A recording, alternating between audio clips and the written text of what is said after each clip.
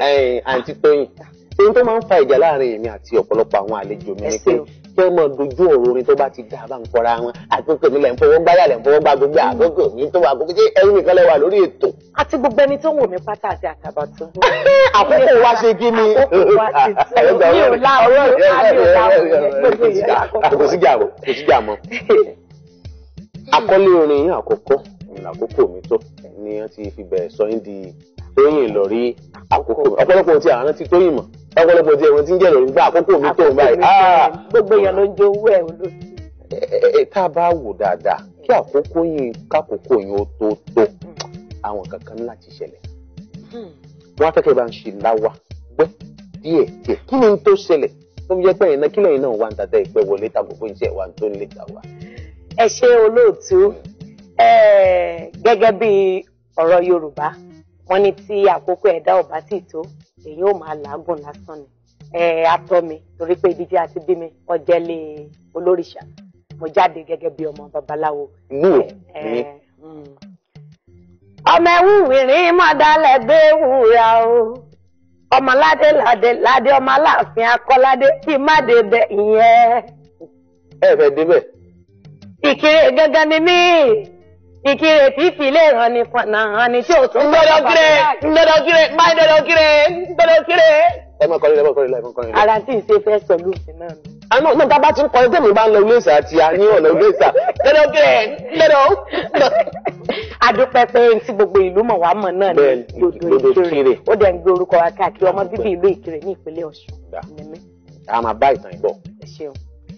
Ìlú yẹn la bí mi sí. Adẹ̀bí mi sí ìdílé babaláwo tó gbówó dáadáa. Àràbà odidi ìlú yẹn ni bàbá tó gbówó. Ṣé mo bọ̀ yín lọ́wọ́ lẹ́ẹ̀kan? Ṣé ẹ̀ wọ nǹkan kan? Babaláwo ṣé mi ṣèyí tẹ́lẹ̀? Mo gba àkọsá àti ìsọ̀kì. Mo ìgbà tó sọ pé ṣé sáà níjà ti tẹ́lẹ̀? A dúpẹ́ pé ilé babaláwo tá a bí mi sí ibẹ̀ ni Olúwa ti wọ ọbẹ̀ lọ tó ti lọ mú mi jáde láti jẹ́ ajínrere káàkiri gbogbo àgbáńlá ayé. Kábíyèsí Ọlọ́run. Ìgbà tí ó mú mi jáde tán ni bàbá yẹn wá yọ̀ǹda mi ètò máa lọ mo fi ẹ́ fún Kristi lójú ayé ẹ̀ láì tí ì kú. Yẹn bàbá yín gangan. Bàbá tó bí mi lọ́mọ. Kí ló ń kọ bàbá yín?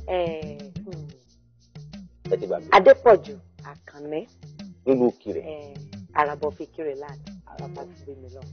Àwọn ará Ìkirè ń wòye náà báyìí pé ọmọ àmúyàn gẹ̀lẹ́ eléyìí gẹ̀lẹ́ ga. So ibẹ̀ ni Olúwa ti mú mi jáde tó dẹ̀ wá rán mi níṣẹ́ láti lọ máa jíyìn rere nínú iṣẹ́ ìránṣẹ́ ti Kristi. Bẹ́ẹ̀ ṣe wá gba iṣẹ́ kò dàbí kó fẹ́ nira díẹ̀ gbogbo ẹ̀ tó lójú ń dán gbogbo ẹ̀ ń tàn yóò Olúwa tán ẹ̀yìn ẹ̀ ṣe ṣé bẹ́ẹ̀ náà ní Ọlọ́run ṣe é tó jẹ́ jẹ́ àwọn. Àtàbàtúbú adúpẹ́ lọ́wọ́ Ọlọ́run Olódùmarè tó ń fi ẹwà fún ẹwà iṣẹ́ torí pé tán bá ní káàró ibi tí a ti bẹ̀rẹ̀ adúpẹ́ pé ojú rí ṣùgbọ́n ìjì kò gbé wa lọ nítorí pé gbàrà tí mo jáde tán tí Olúwa wí pé tí mi ò bá tẹ̀síwájú láti máa jíròrè káàkiri gbogbo àgbáláyé iṣẹ́ yìí ò tí ì pé bí a ṣe kọ́kọ́ wá dágbàdá ètò àkókò mi tí àkọ́kọ́ nìyẹn. Olóòtú mo kàwé gan so wọ́n ń retí nínú ìdílé mi gẹ́gẹ́ bí first graduate in the house. Ó yẹ kí eléyìí ò jẹ́ ọmọ ká fi pamọ́ sọ́fíìsì rẹ̀ tí gbogbo èèyàn lọ mọ́ bá ṣùgbọ́n Kristi wípé no ó ní ká jáde káàkiri kí n lọ kéde ibẹ̀ gẹ́gẹ́ ní iṣẹ́ orin yẹn ti wá bú jáde.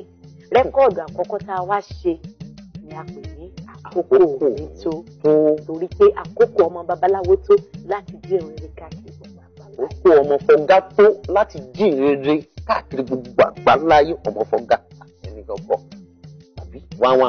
Ẹ já wá wò ó àkókò mi tó ṣe lẹ́yìn ọdún wo lẹ ṣe àkókò mi tó gbà náà ẹ tí ì ṣe mí lẹ́yìn.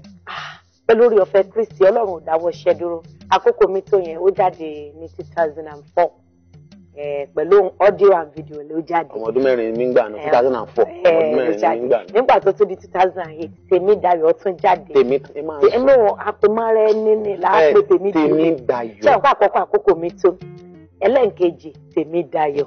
Ṣé wá rẹ́lẹ̀kẹta yìí tí mo kọ Olúwa Tóyìn inú ẹ̀yìn ohun gangan ní àpè ní mo ṣoríire. Mo ṣoríire. Nínú ọ̀gá tó yẹ pé bẹ́ẹ̀ ti ń na ẹnu yẹn ẹ fẹ́ máa nà sí èmi tó bá ti jẹ́ ọ̀rọ̀ tó dáa ẹ máa na mo ṣoríire àṣorí ó dáa bẹ́ẹ̀. Ẹ̀yin gbogbo olólùfẹ́ ètò bàbá ètò ìṣàdára bá ń baralẹ̀ dáadáa ẹ máa fi ọkàn bá ètò yìí bọ̀ torí àtẹ̀mí àti àkókò mi tó yin àlejò mi ẹ jẹ́ àjọ dé òkè lọ́hùn ká mú mi tútù tá a bá wá padà dé àwọn òbí tó kù àti fẹ́ mú yín wọ̀ lórí ètò yìí ẹ kú kalẹ̀ lọ́dẹ.